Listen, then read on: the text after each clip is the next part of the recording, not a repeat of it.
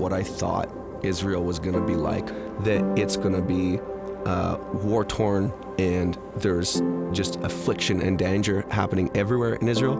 I was fed this story as a Canadian, and what I'm seeing is completely opposite. It's different. Israel was actually just a place of beauty, and that feels like such an understatement. I think a few things I've learned just by being able to go to Israel several times is that the people there want peace.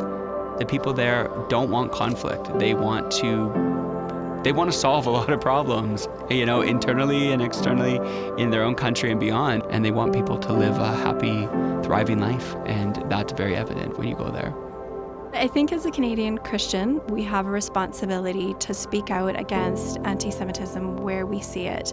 We need to love the Jewish people and show them respect and show them honor. And by supporting them, we're not against the Palestinians either. Israel, even its existence is a miracle. And just given how many times they've had to defend themselves to defend the right to be a country, it's amazing because even when you're around the people, they have that sense of pride and belongingness.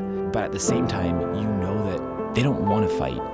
They want peace. And they are very peaceful people. We would just go get our pictures taken with the soldiers, and it's like they're there to protect, but they're not there for war, And I think to me, that is something that it's a necessity, but it's not a desire. One of the biggest impacts on me was getting to meet the colonel that actually built the wall between the West Bank and Jerusalem. And obviously that's a huge point of contention. He explained why they did it, and you absolutely knew, okay, something had to be done because of the crisis at hand.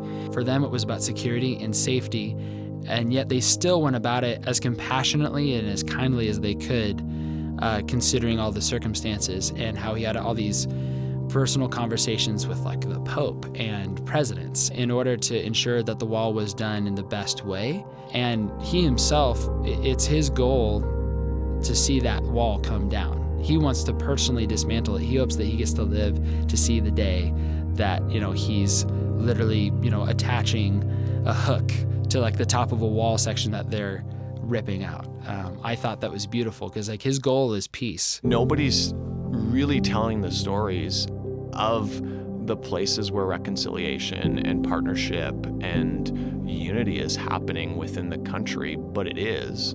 What you see on the ground is people from all walks of life in the middle of a war zone all around them, but within the nation of Israel, getting along, doing life together. And in a sense, while it can feel like you're so far away from peace, you recognize that at the same time, there is peace happening within the state of Israel. I'm traveling the world at this time. We're doing 180 shows a year all over the place. I'd seen a lot, but I hadn't seen anything until I went to Israel. It was incredible. And when I think about the character of God and the promises and the things that I see in the Bible about the way that he talks about Israel and his passion for them and his love for them, his character of being a God whose promises never change, an unchanging God, really came to life for me in a way that I had never experienced, and I'll never forget.